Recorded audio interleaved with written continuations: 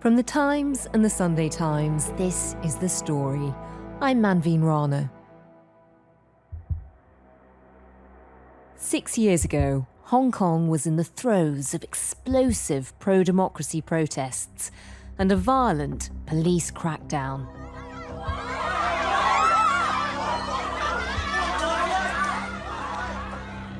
Protesters had taken to the streets in fury at China's attempts to clamp down on their democratic rights.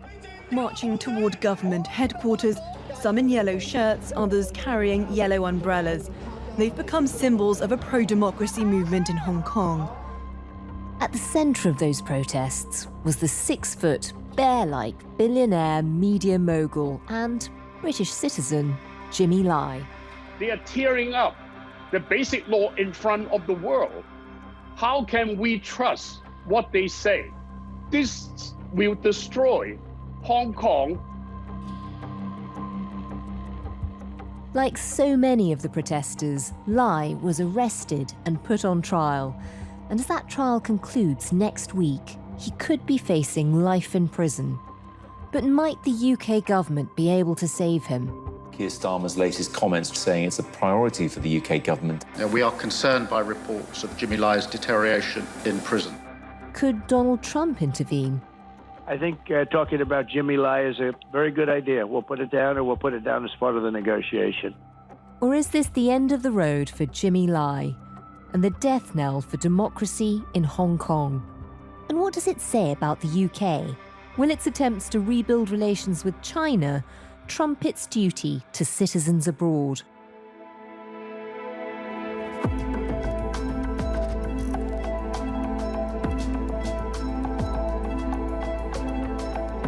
The story today: Jimmy Lai on trial.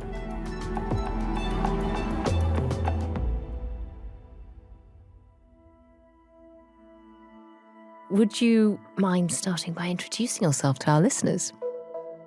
Sure, my name is Cindy Yu. I am a columnist at The Times and The Sunday Times and also contributing editor here.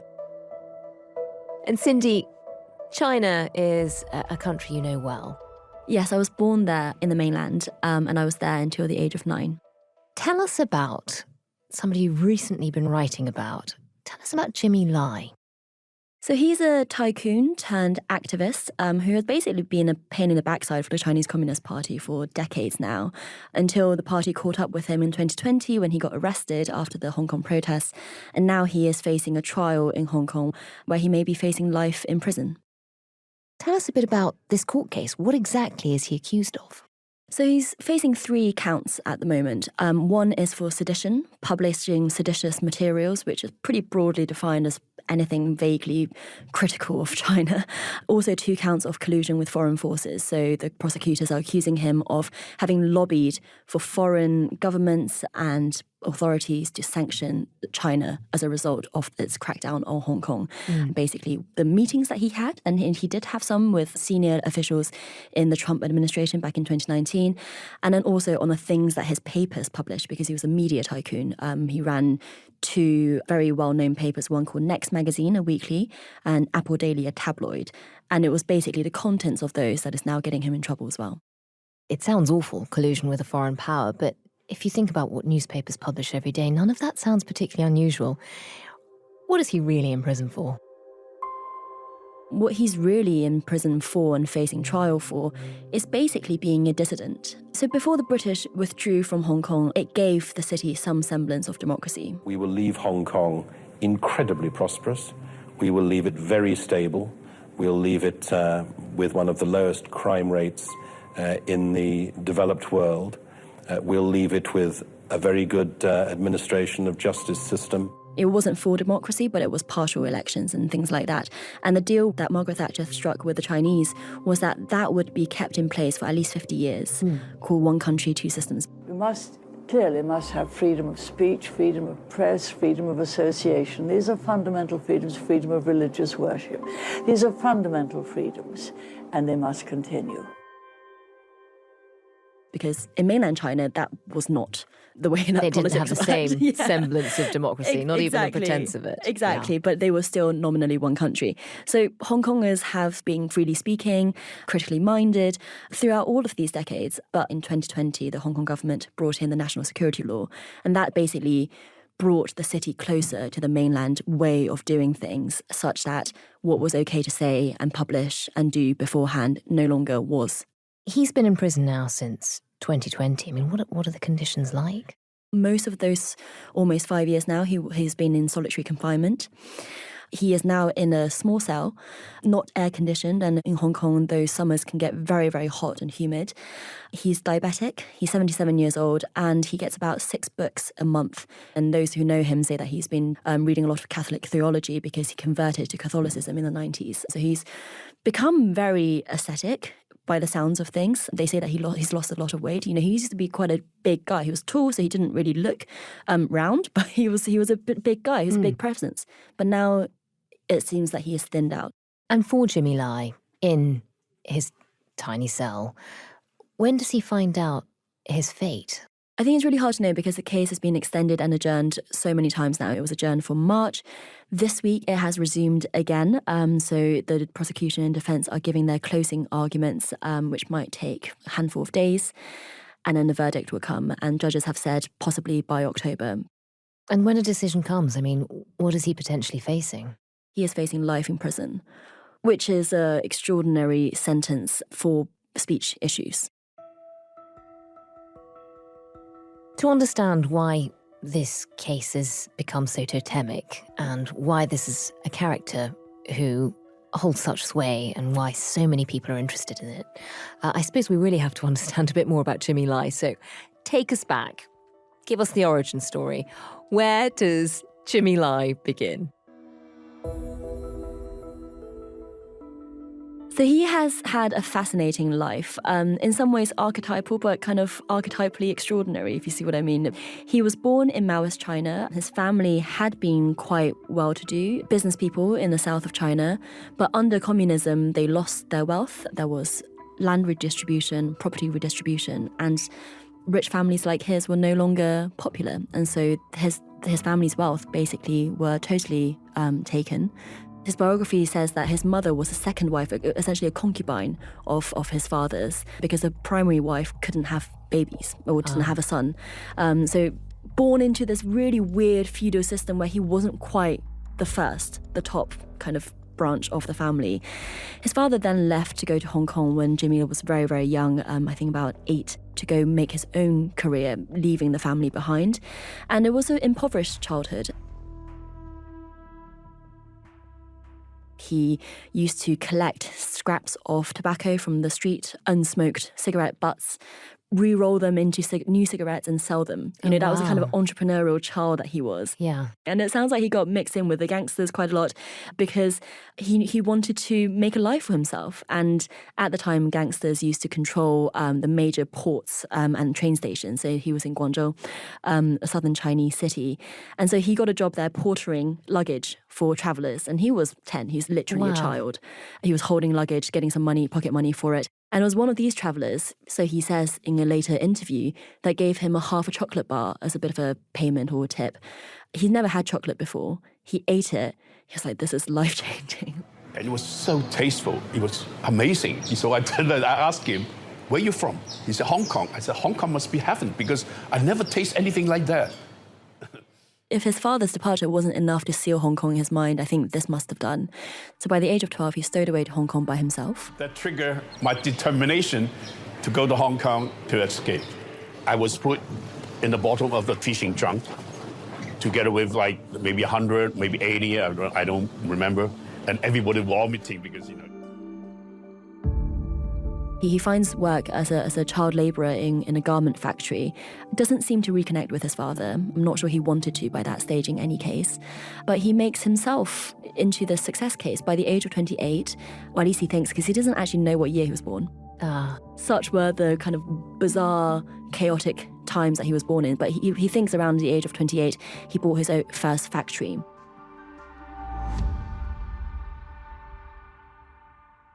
That's extraordinary, from picking up cigarette butts to owning a factory in your late 20s. Yeah. So he's working in the textiles industry for, quite a number of years, formative years. But by his late 20s, he finds this site. I think the previous owner had gone bankrupt. But then he's in a bit of a bidding war with an older entrepreneur, someone who's much more established. And he's thinking, well, how am I going to wrestle this factory away from him? And what he does is that he pays a fortune teller to tell a fake fortune to this older entrepreneur who he knew was superstitious. So he takes this older man out for dinner, says, oh, my uncle is a fortune teller. You should go see him about whether or not you should buy this factory. And he'd paid off this fortune teller before to say, don't buy the factory. The man determined to win. Absolutely, he's a winner. He's very, very determined. And from there, he's built this kind of fast fashion empire called Giordano's, which if you were in East Asia back in the 80s and the 90s, that was very much like a household name. It's affordable fashion for people at a time when mass production was really coming online in Asia. How big does this empire become? So I don't think he's a billionaire at that point, but he is certainly a millionaire. And by the 1980s, he's basically pretty well known in Hong Kong. He goes to work chauffeuring a golden Rolls Royce. Oh, wow. And also he starts collecting zoo animals at home. Sorry.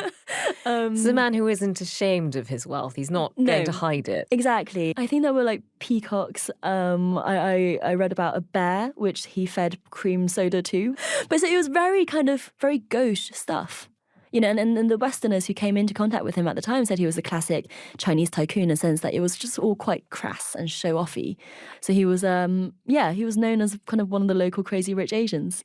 So, Cindy, we have Jimmy Lai already making a fortune, being very flashy with it. He's become a real character as a millionaire, a success story in Hong Kong. How does he become political? From his biography written by Mark Clifford, who used to work with him and is now the head of the Committee for Freedom on Hong Kong, the story seems to be that the early Maoist experience of poverty radicalizes someone. It traumatizes you. You think, this system is not working. It has to be something better. And that's why he left, right? But he seems to have always been, with his entrepreneurial spirit, very free market oriented. And at some point during his fashion career taking off, he had an increasingly international social set from clients and suppliers and all sorts of things, some of whom introduced him to the works of Friedrich Hayek. So he read The Road to Serfdom, I think, in the 1970s. So he's suddenly introduced to ideas Exactly. very different to his Chinese upbringing. Exactly. So maybe there was before a feeling of trauma, of an instinct for entrepreneurship, but then it was, he says, when he read Hayek, that now there were words to put into all these previous emotions. And he became a bit of a freedom fighter, basically. He believed in freedom of speech, of markets, but that also meant free politics. So in the 1980s, as he's seeing China under Deng Xiaoping become more economically reformed, he's really encouraged by that, actually. A Jewish client of his at the time actually said that he was a bit of a Zionist for China at the time. That was the word that he chose, the client, I mean. That's how committed and ideological he was about China's economic reform. He thought, this is the first step, and then political reforms come. And so there he is in step with the Chinese government. When does that begin to tear apart? So then in 1989, when the workers and the students are camped out on Tiananmen Square and across the country to protest for various things, including more political rights, he starts supporting them. He is very inspired by this. It also confirms his worldview that economic reforms lead to political reforms. So he starts sending money and tents and other supplies to the student protesters. He features the leaders' faces on Giordano T-shirts, which I think is such a canny move because everybody loves a protest story, and it makes that protest, it makes that movement even more mass market in Asia if it wasn't before. It's a great way of spreading the message. Absolutely, exactly. But we all know how that protest ended on June 4th in 1989. There was confusion and despair among those who could hardly credit that their own army was firing wildly at them. It was hard at times to grasp that this army was launching into an unarmed civilian population as if charging into battle. I think the thing to understand is that even though it's so censored in mainland China, in Hong Kong you can see everything. Yeah. And you're also facing the city returning to this political system in just a matter of years, 1997. In 8 years' time, they were facing handover. So for someone like Jimmy, who was so inspired by the protesters, I can only imagine what a traumatizing moment that was, how shocking it must have been to see those images.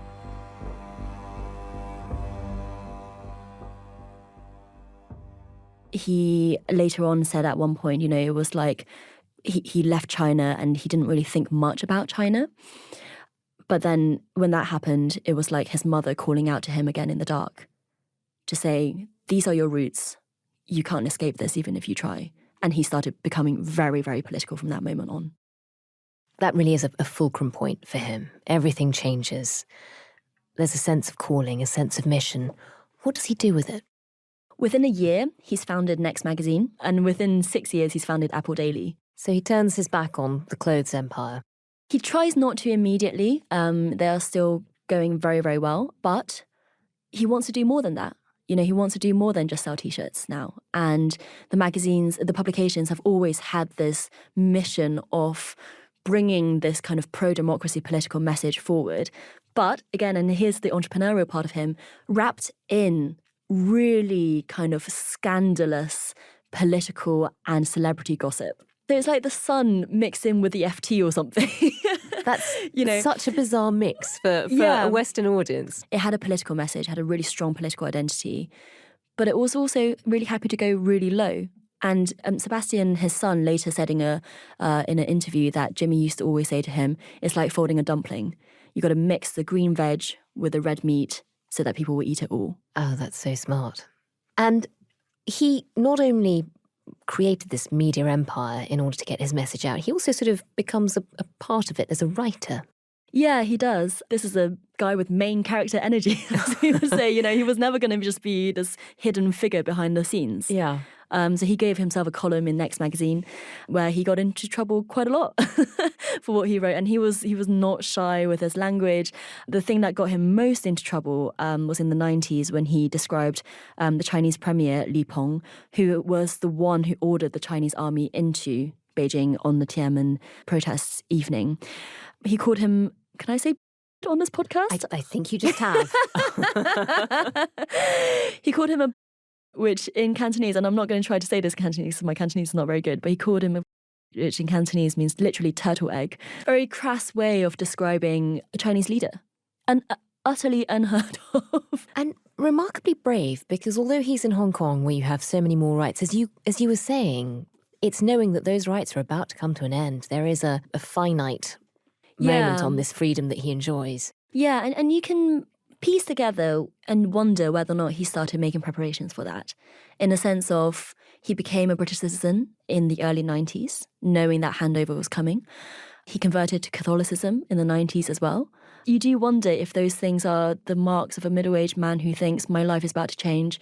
What can I do to kind of protect myself in future, but also to look for things that mean things to me, like citizenship or religion. If China is not the thing that he is going to be identifying with, what other sources of identity can he have? And is he starting to get a sense of just how badly this might play out for him if he continues being Chinese? I mean, how did they respond to his gutter language and his difficult columns? Yeah, so they basically pushed him out of his fashion empire. So in the end, he didn't have a choice. The state media was attacking Giordano. There was a really concerted effort to financially punish Giordano in terms of advertising, in terms of licensing fees and so on. And so in the end, Jimmy decided to step back from the fashion empire that he had built to save it, basically, because he knew that if he had stuck there, this brand was over, it was done. So he stepped back from it and basically turned most of his efforts to the media empire. And I think it's interesting that I think it was a few months before handover, he was in a public event in Hong Kong, and reportedly he broke down in tears when talking about his own future, saying that I don't know if I will be free in future. And that's one of the few moments of weakness you see him have publicly, because it's really easy to deify this man, to canonize him. But as I've already said, he had a really cutthroat business acumen. He wasn't a saint in that way. He was also not superhuman, but in that 1997 moment, it was one of the rare public moments where he seems to have, let that brave mask slip and said, I am really scared about this. So Cindy, Jimmy Lai has, at this point, risen from extreme poverty to extraordinary wealth. He's very flashy with it. He has an empire, and he's using his power to challenge the Chinese Communist Party. By 1997, he's starting to feel the heat from doing that. What happens next? So he obviously never let up the pressure on the party, and there were still protests, pro-democracy protests, in 2003, in 2014, in 2019. And at every turn, those publications that Lai ran would be there. In 2014, even camped out in the streets of Hong Kong himself. Wow. With an umbrella. And the umbrella became the symbol of the protest because the Hong Kong police were targeting the protesters with tear gas. And as he became richer, he started funneling more money into the movements as well, equivalent to millions of pounds over the years. And by 2019, the Hong Kong government wanted to bring in an extradition law, which would have extradited Hong Kongers to mainland China. A lot of Hong Kongers were very concerned that this would be used for political purposes, triggering the biggest, most disruptive and violent, it needs to be said, it was violent protest that Hong Kong has ever seen. There's a sense of desperation around this. People Absolutely. can feel their freedom being snatched away from them. Yes, yeah. But nevertheless, those protests were just such a milestone in Hong Kong's dynamic and history with the mainland that the government didn't know what to do about it. And in 2020, the Hong Kong government brought in the National Security Law, which, for the first time ever, outlawed things like secession, subversion, terrorism, and collusion with foreign forces, which are really vague terms. Yeah. And that's why, going back to your question at the beginning, why this case is so political, is because the charges are so vague that it really depends on what the prosecutors want to do him in for. They can fit anything into it. What happens to Jimmy Lai through this? So, hugely controversial, difficult protests happening. Hong Kong is divided. Where's Jimmy Lai? Well, the national security law was just this amazing Swiss knife to crack down on everyone. Hundreds of activists and journalists and politicians in 2020 got arrested, Jimmy Lai being one of them. A number of his senior executives at Apple Daily as well. They essentially forced the paper to close down. I think it's important to say that because the papers are so controversial in some ways, a lot of educated Hong Kongers love to hate them. In the sense that, if you're middle-class Hong Kongers, you'd rather read Ming Pao rather than Apple Daily because you're just slightly more kind of cultured. Even so, Hong Kongers I know who didn't think much of Apple Daily's day-to-day reporting went out and queued around the block to buy the last issue because they knew it was a historic moment for Hong Kong. It's the full stop on free speech in Hong Kong. Yeah. At this moment, he's been arrested. Many of the people who worked for him at Apple Daily have been arrested. He's now facing a court case which will decide his entire future. Does he have any allies around the world who can fight for him? Donald Trump has said that he would do whatever he can to release Jimmy Lai. I think talking about Jimmy Lai is a very good idea. We'll put it down, or we'll put it down as part of the negotiation. I am going to do everything I can to save him. Keir Starmer has raised the issue every time he has met with Chinese delegations. I'm very pleased that my Foreign Secretary and Foreign Minister Wang met recently and discussed respective concerns. We are concerned by reports of Jimmy Lai's deterioration health in prison. The Canadian government has also made statements on it. Various democratic governments have spoken out in support. He also has many grassroots Hong Kong activist groups, rooting for him. But none of them are really in a good place to get Beijing to decide otherwise. Because unlike other political hostages, unlike other political prisoners that Beijing has taken, Jimmy Lai isn't just a hostage in a kind of uncomfortable or tense bilateral relation moment. For example, when Canada arrested the Huawei's chief financial officer, Meng Wanzhou, who was also the daughter of the company's founder, having, been instructed to by the Trump administration, China took 2 Canadians hostage. Yeah. Call them spies. We call them the 2 Michaels. It's Michael Kovrig and Michael Spavor. But when Meng was released, the 2 Michaels were released. These were random people. Exactly. There were no real charges. No real charges, done for political reasons, wrong time, wrong place. It is like hostage diplomacy. Jimmy Lai is not like that because he has money, he has connections, and he has so much more an intractable case for the party, so much more of a powerful opponent, someone who strikes fear. He is someone who, if released, could very well keep making trouble. Yeah. There's no... And this is despite the fact that he is a British citizen. He has a British passport. Yeah, exactly. And has had for almost half of his life. But it just kind of is dispiriting in some ways to show how sovereign governments, how limited they can be in securing the freedoms of their citizens. If the government was to try and do something, how much leverage do they have? How much would they be able to influence China? So one thing that was suggested to me by Sam Goodman, who is a policy analyst in this area, was that actually the UK has seized billions of pounds worth of scammed money from China, where these Chinese scammers commit crimes in China, take the money and come to the UK. And last year there was a heist of Bitcoin worth £3 billion from Chinese scammers. So could something like that be literally paid back as a ransom of sorts? Or another example suggested to me by Mark Clifford, Lai's biographer, is the super embassy that is so controversial at the moment. China wants to use the Royal Mint site to create the biggest embassy it has in Europe. It's outgrown its current site in Portland Place, but it is very politically controversial. A lot of critics have pointed out security concerns about it, espionage concerns, all sorts of things.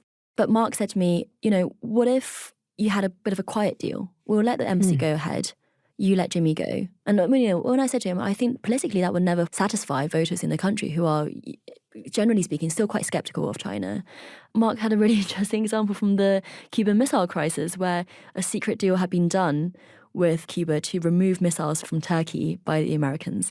And it didn't come out until years afterwards. So it's the kind of grotty political deals that maybe happen every day behind the scenes. And I would be, I'd be delighted if that was the case. But it doesn't seem like at the moment from the outside that it is happening. And for us, you can understand, as you say, if you do that thought experiment, you can understand that for Beijing, he is such a useful prisoner. His being behind bars sort of is a great symbol of the end of free speech and democracy and the two systems idea in Hong Kong. That's gone. For the West, equally though, doesn't he become a symbol? Isn't he somebody we should be fighting for? Or what happens to our values? Well, I think he is a symbol. But call me a pessimist, Manveen, but I think people forget about symbols all the time. We're talking about Jimmy Lai now, but he has been in prison for almost 5 years. And how much of that last 5 years have people continuously talked about him? There are noble causes that people care about, but can only care about so much. Sebastian's point to me was that the Chinese wouldn't want Jimmy to die in prison because then he would be a martyr. Well, again, call me cynical, but I think political martyrs die all the time in China.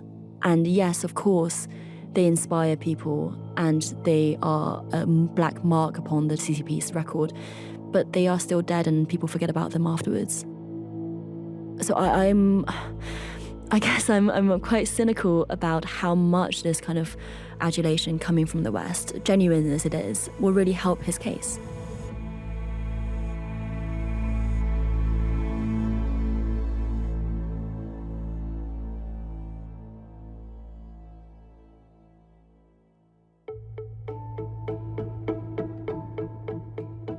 That was Cindy Yu, columnist and contributing editor at The Times and The Sunday Times.